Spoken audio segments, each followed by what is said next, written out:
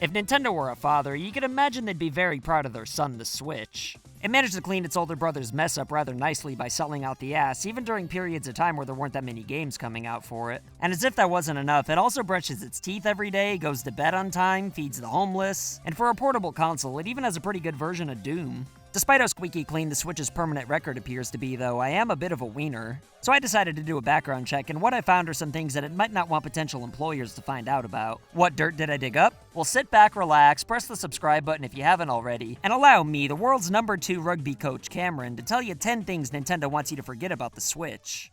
Hey, RGT85. Hey, Sean. Oh my god, it's Russell Crowe. Oh my god, it's Russell Crowe! Oh my god! Whoops, wrong intro.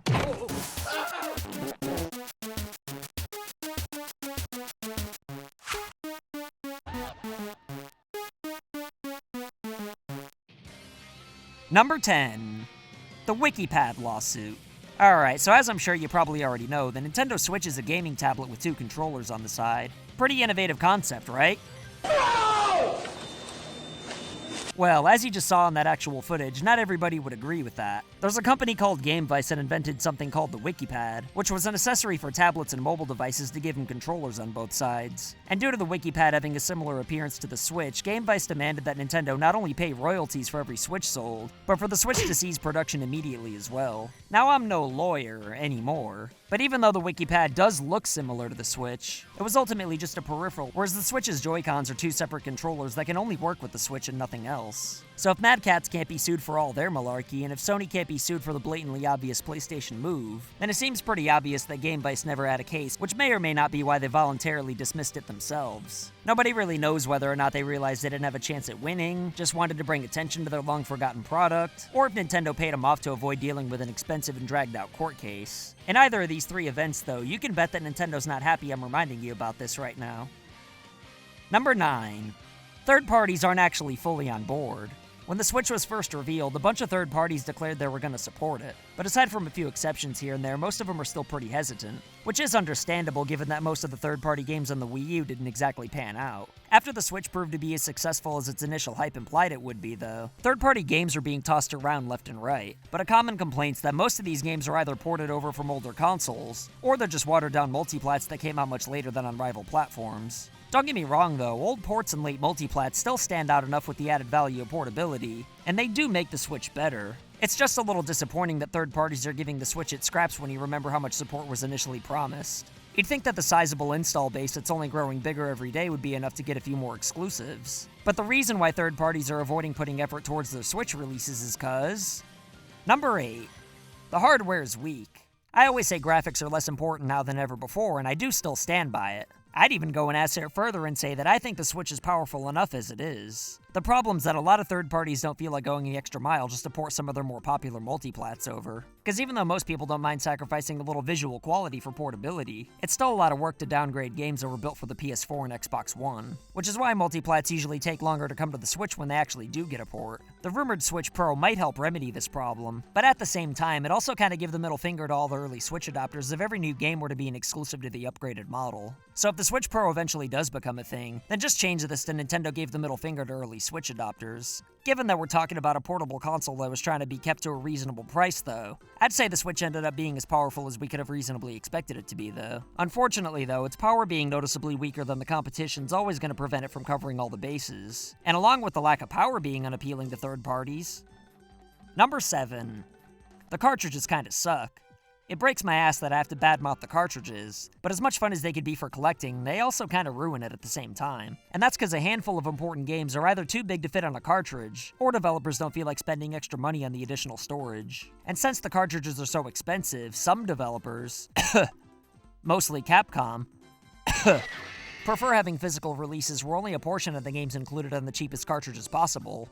And with compilations, only some of the games will be included with the download code for the rest. And all this defeats the purpose of owning a physical in the first place. I mean, imagine if you bought Blue's Clues the complete series on VHS, but only half the episodes were included with a download code that you could only use once on one VCR. A lot of people stupidly point to this ridiculousness and say, well, I guess physical media is obsolete. Might as well go digital. But what all these fake physical releases actually means is that developers need to stop being butt vendors, and more importantly, Nintendo's got to figure out a way to make these cartridges cheaper and give them a higher storage capacity. And I am optimistic that they're going to figure it out eventually. But in the meantime, it'd be nice if they'd stop helping developers fool people by making the warning labels for these fake games even smaller, especially when Bethesda's releasing a game without a cartridge at all. Also, shame on you, Bethesda, I thought we were cool. First all the Fallout 76 shenanigans, and now this? Anyway, I go into way more detail on why the Switch cartridge epidemic's such a problem in other videos that'll pin in the comments, though. But for now, let's just say that while cartridges could be the coolest thing ever, the way Nintendo's going about it right now leaves a lot of room for improvement. And by the way, I know that they're game cards, but I'm gonna call them cartridges anyway, so suck it. Number 6. It has way too much shovelware. A few months ago, I saw that Nintendo was hyping up that the Switch has got more than 1,000 games. And while that can be an amazing thing, the fact is that with the Switch it just isn't because of all the trash that's being tossed into the mix. Garbage games simply existing on any console is inevitable, so I'm not saying Nintendo needs to pick and choose which games are good enough to make it to the platform. But what the eShop desperately needs is a way to differentiate the good games from the bad ones, or the rating system or something like that. And it's extra lame that the Switch doesn't have anything like that, because Nintendo's other consoles did. I mean, just imagine if the internet didn't warn us which games to look out for. Buying games would just be a leap of faith and hoping you stumble upon something good. And for every Hollow Knight, there's about 30 to 50 games that are literally not even worth buying for $1. Number 5. The online service is Assbackwards. I almost feel like a bully for picking on the Switch's online service because of how easy it is. The connection sucks under most circumstances, you can't use a headset without your phone acting as a middleman, and the catalog of classic games is subpar compared to what Sony and Microsoft offer. To be completely fair though, Xbox Live and the PSN are more expensive, and if I'm being honest, I do think the Switch's online service is worth $20 a year, even if it did used to be free. The reason why I've gotta roast it into oblivion though is because of how easy it'd be to make it better. I don't think most people would mind paying $60 a year if it meant the Switch getting dedicated servers, the voice chat not being overprotective, and if it had a better catalog of games from at least more of Nintendo's past consoles. But with Nintendo ignoring the dislike ratio on the reveal for Clu Clu Land, it seems like yet another thing they'd rather us forget about. If you're unhappy with the Switch's catalog of classic games though, then fear not, because... Number 4. It's easy to hack. Personally, I have absolutely no desire to hack my Switch. I think it's cool that people can do it, but I don't want to risk bricking my console just so I could say I could play Mother 3 on it. If you ask me, there's just easier ways to play old games, like hacking your Classic Edition consoles instead. Regardless of how my festively plump ass feels, though. The hacking community for the Switch is churning out something interesting seemingly every day, from emulating games from just about every platform ever, all the way to simple things like customizing the home menu, which Nintendo themselves haven't done yet for some reason. And you can imagine that the above average sized den's none too proud when your average run-of-the-mill hacker could add a feature everybody wants in like 5 minutes. Because it either makes them look stupid for not knowing how to do it themselves, which we know isn't the case, or it just makes them look like a bunch of buttholes for not just doing it. Number 3. It's not that portable.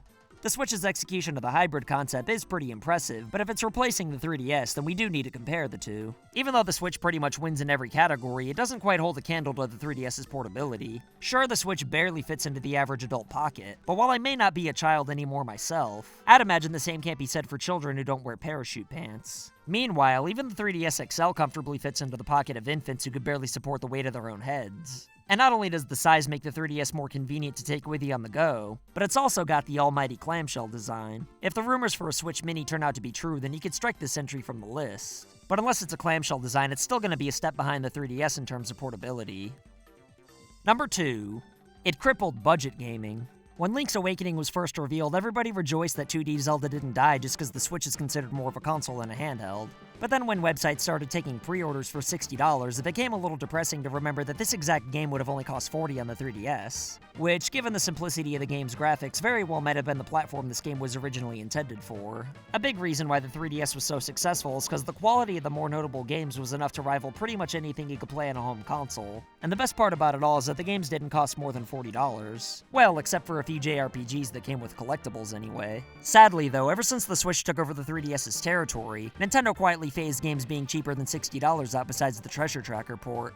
And don't even get me started on the Switch tax. Thankfully, the eShop's got plenty of outstanding indie games that are incredibly cheap, with most of them getting retail releases later on, which may or may not be a bad thing. And I know I was hard on Capcom earlier for how they handle physical Switch games, but I've got to give them credit for Mega Man 11 getting a physical release that only cost $30. But even though the future of affordable, high-quality games made from AAA developers is being kept alive by Capcom, we've still yet to see Nintendo offer anything as good as Mega Man 11 for a budget price. In addition to budget gaming being on life support, though, Number 1.